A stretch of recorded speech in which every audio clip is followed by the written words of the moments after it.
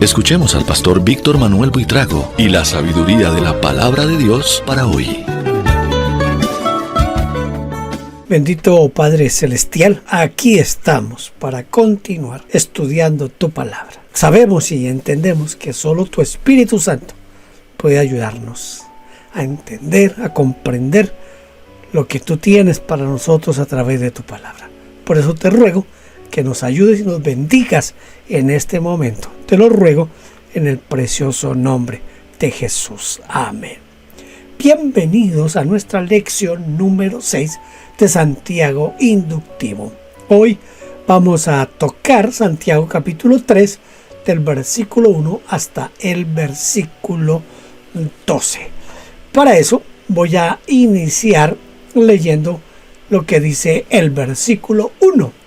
Hermanos míos, no os hagáis maestros muchos de vosotros, sabiendo que recibiremos mayor condenación.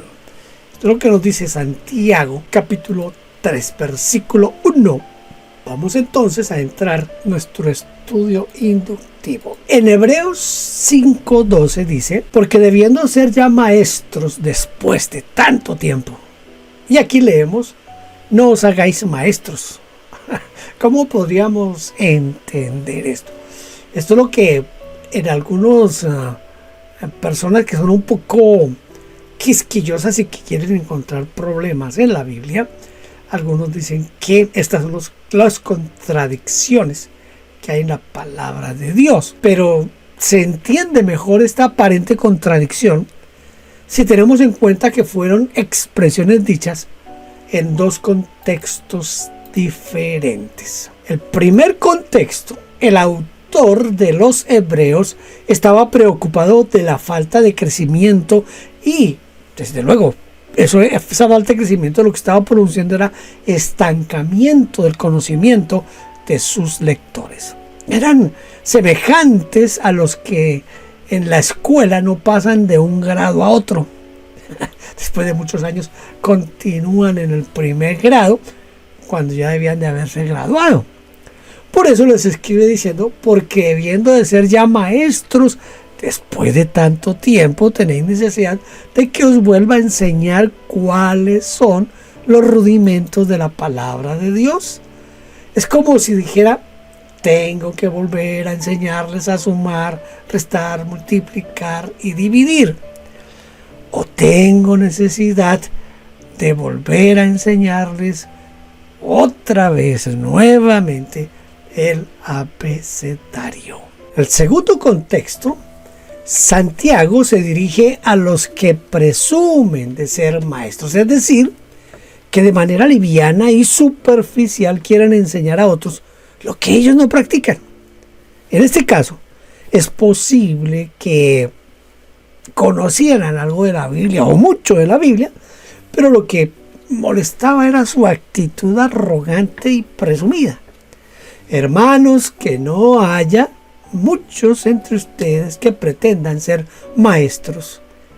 Sepan que los maestros seremos juzgados con mayor severidad. Esto es lo que nos dice la versión latinoamericana. ¿Por qué los que se dan o se las dan de maestros recibirán mayor condenación o un juicio más severo que el resto de los cristianos? Los maestros serán juzgados con mayor severidad porque tienen la capacidad de formar, modelar y transformar vidas con su enseñanza y con el ejemplo de sus vidas. Pero si su conducta no es coherente con lo que enseña, o si enseña pero su propio pensamiento por su propia cuenta, sin depender del Espíritu Santo,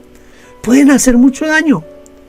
Por eso el Señor Jesús dijo, el que habla por su propia cuenta, su propia gloria busca, pero el que busca la gloria del que lo envió, este es verdadero y no hay en él injusticia. Esto dice Juan capítulo 7, versículo 18.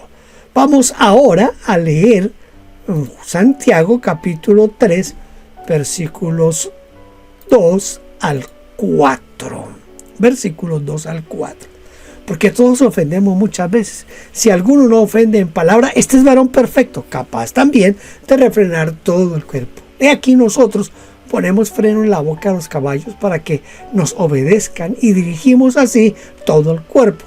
Mirad también las naves, aunque tan grandes y llevadas de impetuosos vientos, son gobernadas por un muy pequeño timón por donde el que las gobierna quiere.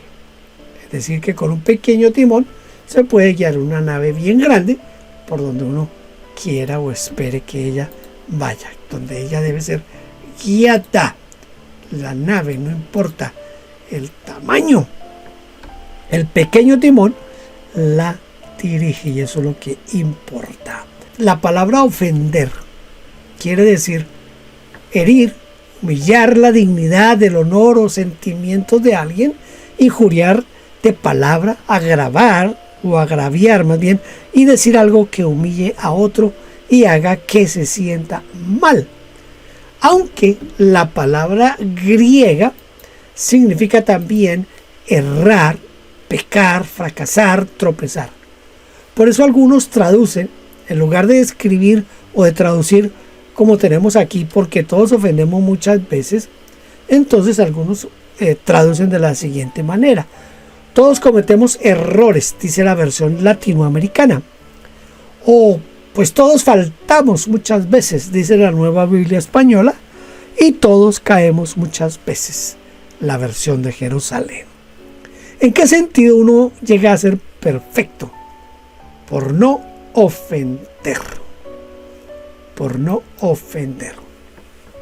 Cuando uno aprendió a no ofender, se puede decir que ha crecido espiritualmente, porque la palabra perfecto en griego significa maduro o persona adulta, desarrollada, completa. La Nueva Biblia Española dice: quien no falta cuando habla es un hombre completo, capaz de marcar el rumbo también al cuerpo entero. Es decir, que es una persona que sabe controlarse o tener dominio de sí mismo en todo lo que hace. ¿Qué palabras utilizamos en los dos ejemplos para ampliar el significado de la frase refrenar todo el cuerpo? La primera palabra podría ser control, porque con el freno podemos controlar a un caballo. Dice: para que nos obedezca, y dirigimos así todo el cuerpo. La segunda palabra sería dirección, porque con un pequeño timón podemos dirigir un barco para que llegue a su destino. En ambos casos existe algo en común, que es la fuerza, pero ambas fuerzas deben ser controladas y direccionadas.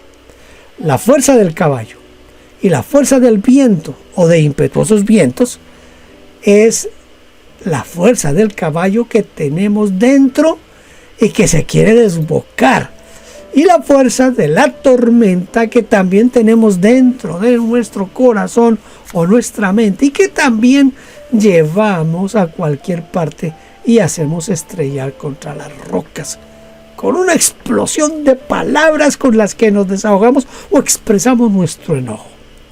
Sin embargo, todo se pacifica con el freno del control y con el timón por el cual podemos manejar la situación para tener un final feliz.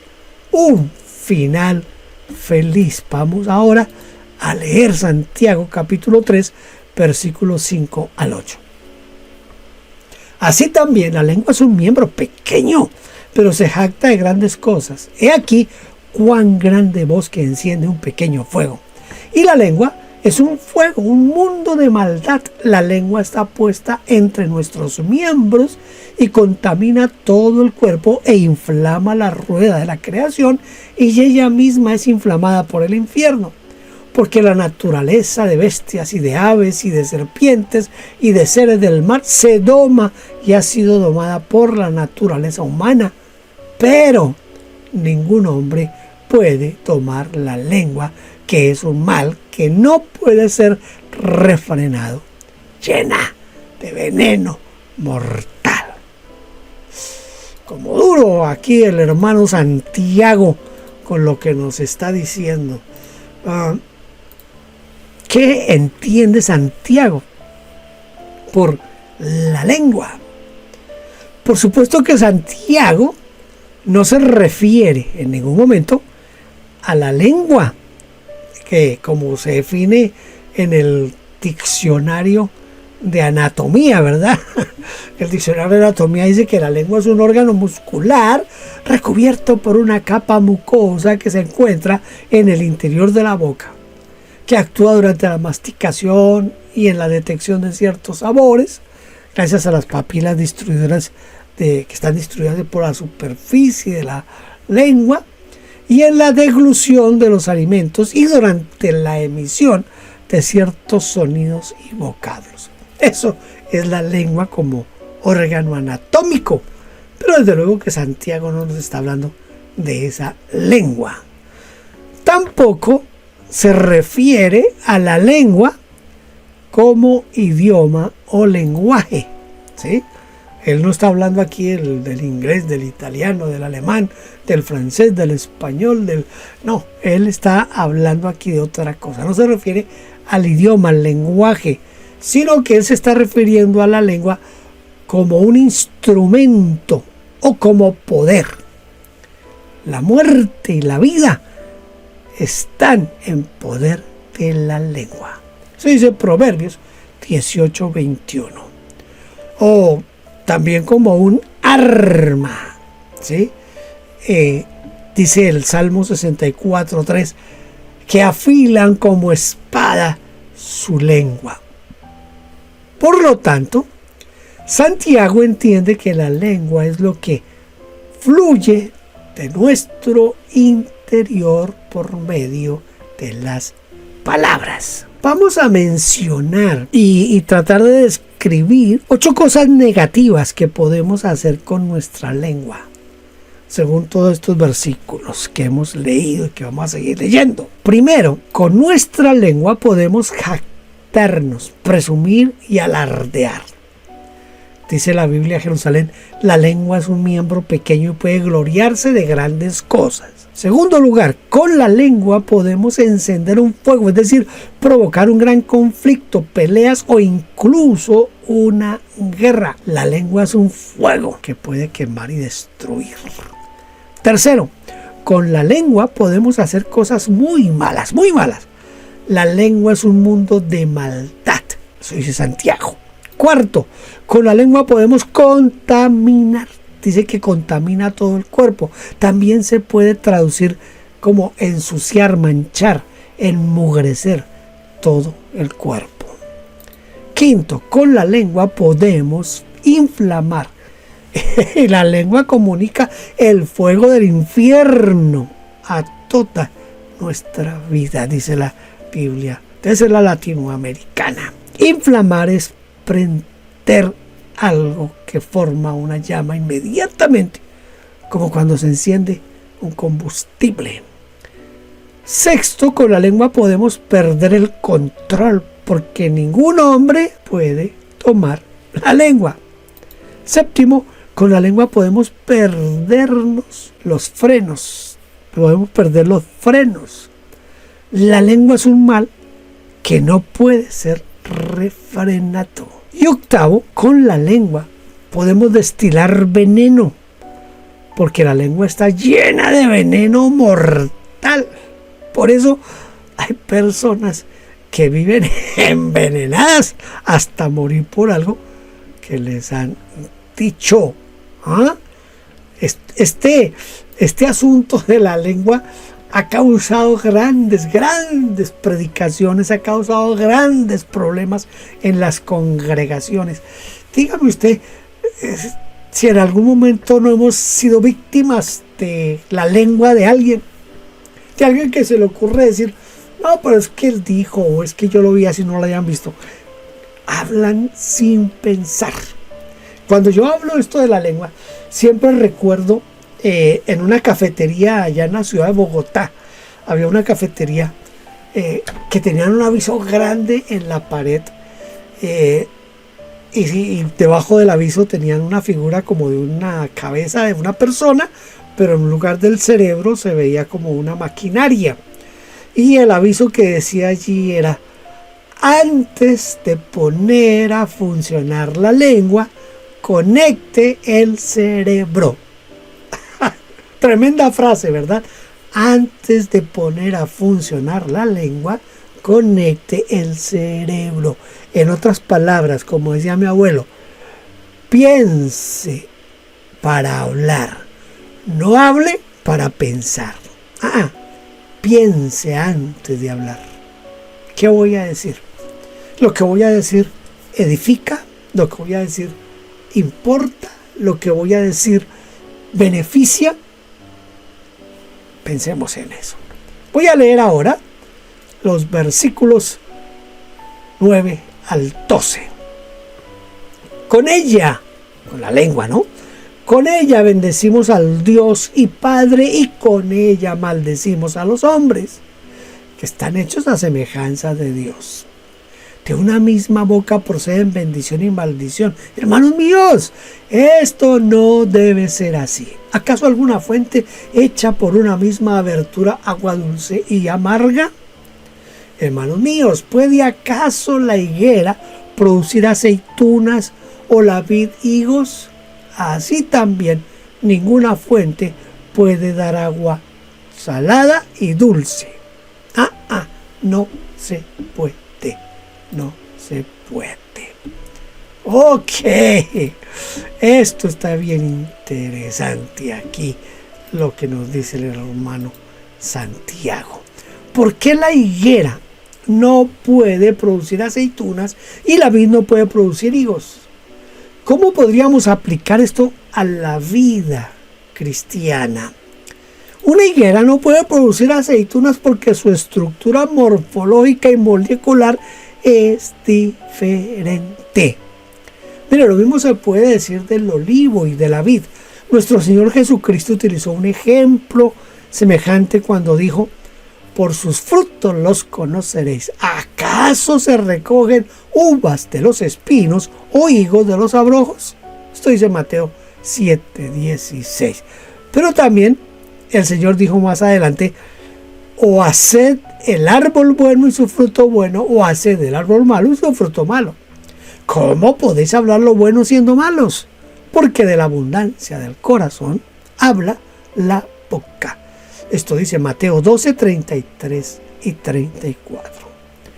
Por eso, cuando Santiago da este ejemplo, está señalando que nuestra naturaleza ha cambiado después de recibir a Cristo y que después de que hemos nacido de nuevo. Porque anteriormente, miren como dice Efesios, también todos nosotros vivimos en otro tiempo en los deseos de nuestra carne, haciendo la voluntad de la carne y de los pensamientos, y éramos por naturaleza hijos de ira, lo mismo que los demás. Esto es lo que dice Efesios 2:3. Pero esto ha cambiado porque Dios nos dio otra naturaleza, otra estructura molecular junto con sus promesas, como nos lo confirma el apóstol Pedro cuando dice que Dios nos ha dado preciosas y grandísimas promesas para que por ellas llegáis a ser participantes de la naturaleza divina, habiendo huido de la corrupción que hay en el mundo. Se dice segunda de Pedro 1:4. En otras palabras, si somos realmente hijos de Dios y si fuimos trasladados al reino de Jesucristo, nuestra manera de hablar debe de estar en consonancia con esta nueva realidad, con esta nueva naturaleza. ¿Por qué ninguna fuente puede echar al mismo tiempo, simultáneamente, no puede salir por una misma fuente agua dulce y agua salada? Aquí la analogía es similar a la anterior. Tampoco un manantial salino puede dar agua dulce, dice la Nueva Biblia Española. Si la fuente, o mejor dicho, el manantial es salado, dará agua salada. Si es dulce, dará agua dulce. Todo depende de su origen, es decir, del lugar de donde sale el agua. Por eso, en Efesios 4:29 leemos: ninguna palabra corrompida salga de vuestra boca, sino la que sea buena para la necesaria edificación, a fin de dar gracia a los oyentes. Quítese de vosotros toda amargura, enojo, ira, gritería, maledicencia y toda malicia. Esto es lo que dice Efesios 4:29 y 31. Aquí quiero como tomar un poquito más este asunto de nuestra nueva naturaleza reclama una nueva vida y debemos comportarnos de acuerdo a esa nueva vida, a esa nueva naturaleza. Por eso yo no concibo un cristiano diciendo groserías, palabras soeces. No se puede. Las palabras soeces o groserías siempre se dicen para herir, para expresar ira, enojo y para herir a otros. Entonces eso muestra ya una naturaleza pecaminosa. Y si somos nuevas criaturas, entonces nosotros no podemos estar en ese asunto. Tengamos cuidado con eso. Mucho cuidado con ese asunto. Por su fruto los conoceréis. Yo leí en los años 70, creo que fue como en el 75 o 76, leí un libro que se llama Jesucristo el Señor, escrito por Jorge Imitian. Fabuloso libro, muy complicado conseguirlo. Si usted entra en archive.org y busca mi nombre, ahí va a encontrar el libro. Yo lo tengo ahí. A propósito, ahí en archive.org usted puede encontrar muchos materiales que están ahí para que usted los use. Entonces él escribe que Jesucristo es el Señor y él tiene un capítulo que habla el idioma del reino, y él hace una excelente diferenciación entre el idioma del reino de la luz y el idioma del principado de las tinieblas. El idioma del reino de la luz es alabanza, adoración. El lenguaje o el idioma de las tinieblas es la queja, el lamento. Entonces el Hijo de Dios aprende a dar gracias por todo. El hijo de Satanás se lamenta y se queja por todo. Hace una excelente presentación de eso. Yo creo que lo que Santiago nos quiere decir aquí es: si somos hijos de Dios, que solo alabanza y adoración salga de nuestra boca. Si no, le daremos otra impresión, ¿verdad? Vamos a tratar de memorizar el texto que siempre tratamos de memorizar.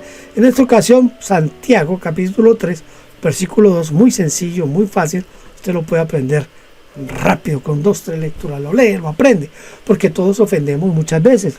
Si alguno no ofende en palabra, este es varón perfecto, capaz también de refrenar todo el cuerpo. Es fácil, ¿verdad? Porque todos ofendemos muchas veces, y eso es verdad, todos ofendemos.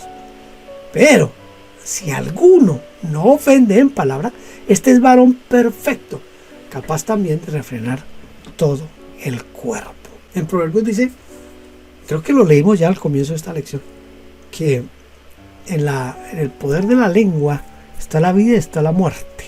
Hay mensajes, predicaciones, unos salidos de tono con eso, pero otros que vale la pena para conocer un poquito sobre eso. Gracias por estar aquí conmigo. Ya terminamos la lección 6.